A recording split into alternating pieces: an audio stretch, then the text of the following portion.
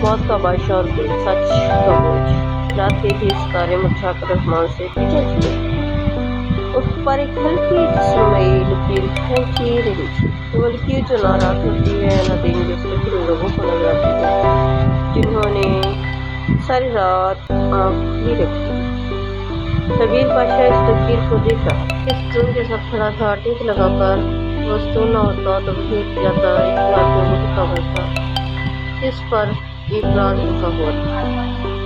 30 साल पुराना ये जंग 30 साल पुरानी थी, लेकिन आज कबीर को पता चला था वो चिंगारी जिसकी आग में 2 खानदान जल रहे थे, वो आग किसी और ने नहीं, रहीम खान ने लगाई थी। रहीम खान कबीर के सामने बैठा था। उसके चेहरे पर वो थकावट थी जो उम्र की नहीं होती, वो थकावट जो झूठ को बरसों उठाने से आती है। इसके हाथ बेल कर रखे थे, लेकिन उंगलियां कांप रही थी। इस लर्जश को कबीर ने देखा और कुछ नहीं बोला। चुप कबीर का सबसे बड़ा हथियार थी।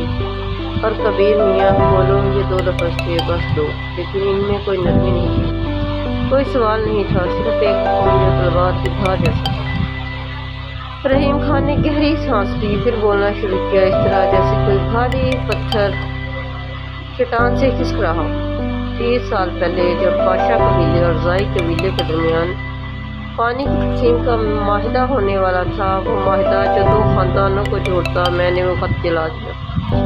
कबीर का जबड़ा भैंस गया, लेकिन वो हिला नहीं।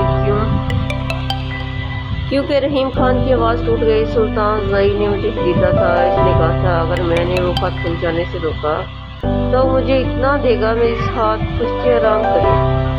मैं गरीब था कबीर मियाँ, भूखा था। सुल्तान जाई ने मेरी भूख को कबीर किया। खामोशी, लंबी भारी अंधेरी खामोशी, जैसे पानी के अंदर कोई डूब रहा हो और ऊपर कोई ना हो। तो इस जंग के पीछे सुल्तान जैन की चाल थी और मेरी लालच। कबीर उठा, खिड़की तक की तरफ गया। रहीम, इसकी आवाज़ में कोई गुस्सा नहीं था। तुमने 2 कबीलों को 30 साल की जंग में डाल दिया।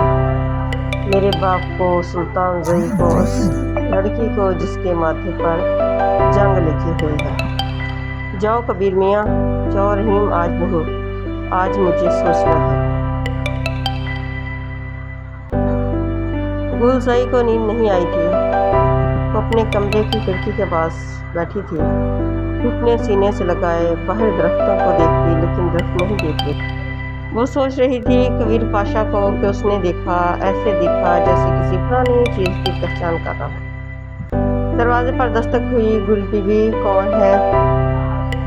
लैला, इसके बचपन की सहेली जो अब हवेली में मुलाजमा थी। वो वह शख्स जिसके सामने गुल की दीवारें कुछ कम ऊंची थी। सुल्तान मियाँ ने बुलाया है। अभी गुल का दिल डूबा। अभी सुबह हुई भी नहीं। सुल्तान मियाँ को सुबह का इंतजार नहीं होता। गुल बीबी, इसे पहली बार देखने वाला ये नहीं कह सकता था ये आदमी गुस्से में बैठा है।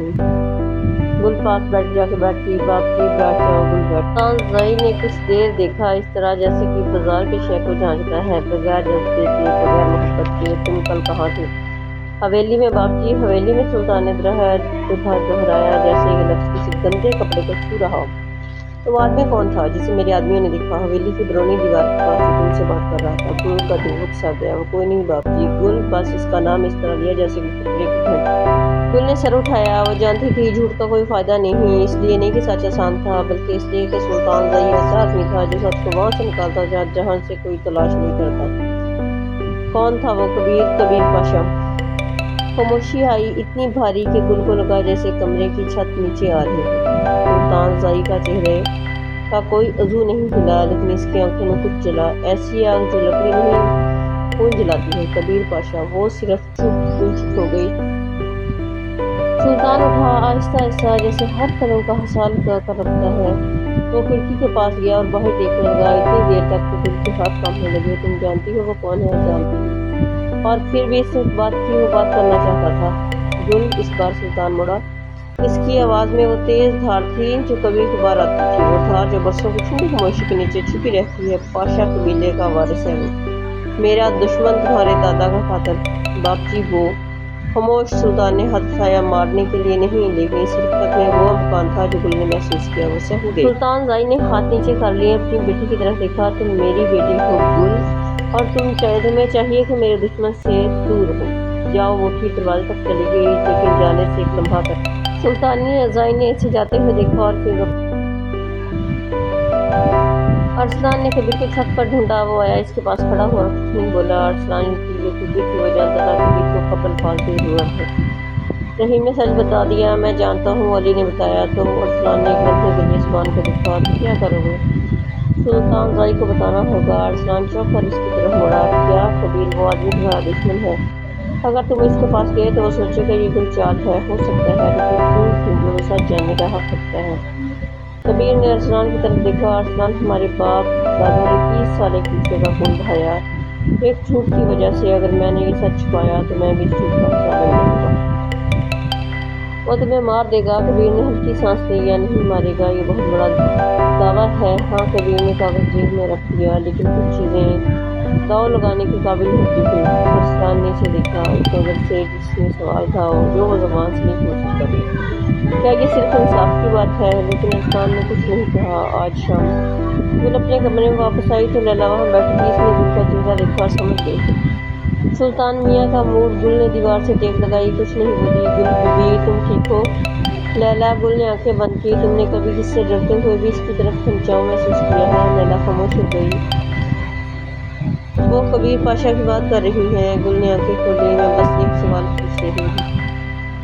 گل بیوی، لیلا نے آہستہ سے اٹھی، اس کے پاس آئی، یہ سوال خطرناک ہے، میں جانتی ہوں۔ تو گل نے کھڑکی کی طرف دیکھا، باہر سورج اوپر چڑھ رہا تھا، لیکن اس کی روشنی نہیں دکھ رہی تھی۔ وہ اس کا سایہ دیکھ رہی تھی جو ہمیشہ اس کے ساتھ رہتا تھا، اپنے باپ کا سایہ، اپنے خاندان کا سایہ، اس جنگ کا سایہ جس نے چاہی نہیں تھی لیکن جس نے اسے چاہ لیا تھا۔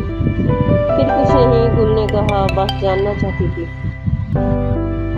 لیلا نے اسے دیکھا، اس نے وہ سچ بھی دیکھا جو گل نے نہیں بولا تھا، اور کچھ نہیں کہا۔ دوستی کا یہی کام ہوتا ہے، کبھی کبھی سچ کو چپ چاپ دیکھنا اور اسے اس کی جگہ رہنے دینا۔ شام ڈھلی تو کبیر پاشا زائی کی حویلی کے دروازے پر کھڑا تھا، اکیلا، بغیر ہتھیار کے، بغیر گھڑ سوار کے، بغیر پہرے داروں کے۔ اس نے روکا، میں کبیر پاشا ہوں، سلطان زائی سے ملنا ہوں۔ کہنا کہ ایک راز ہے جو صرف وہ سن سکتے ہیں۔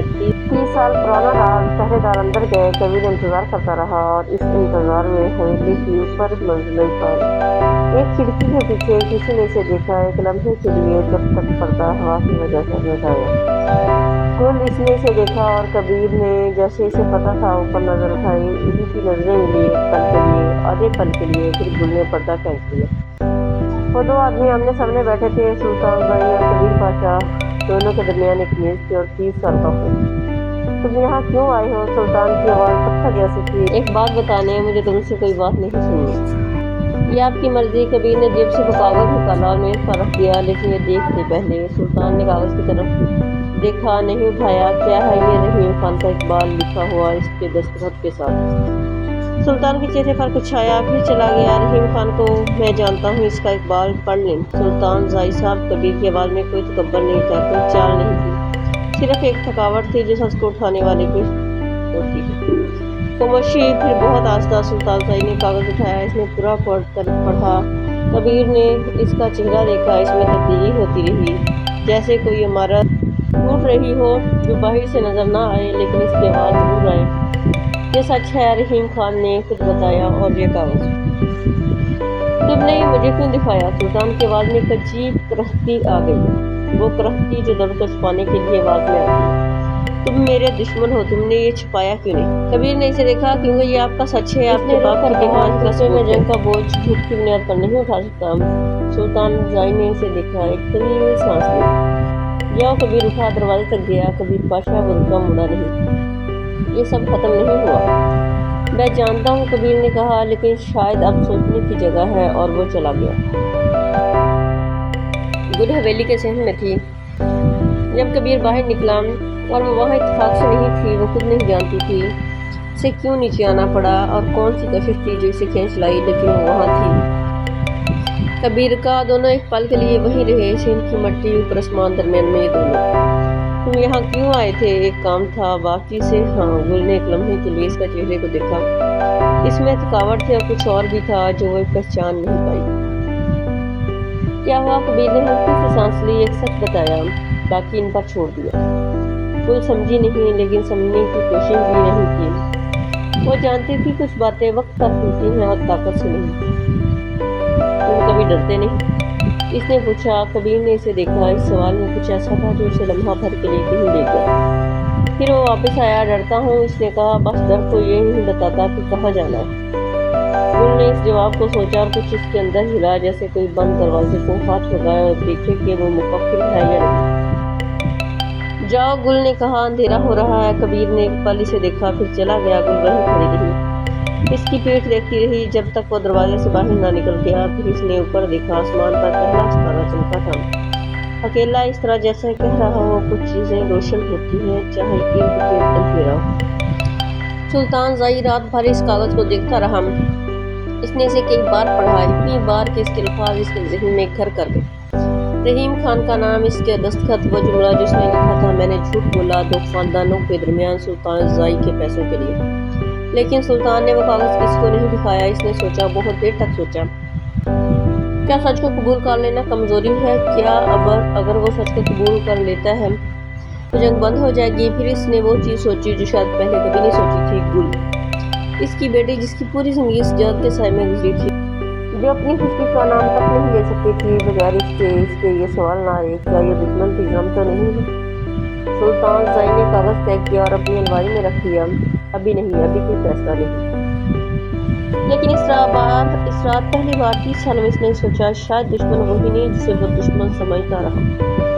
اگلے ایپیسوڈ میں سلطان زئی کا فیصلہ، وہ کدھر قدم اٹھاتا ہے؟ کیا گل کو اس سچ کا علم ہوگا جو اس کے باپ کے ہاتھوں میں ہے؟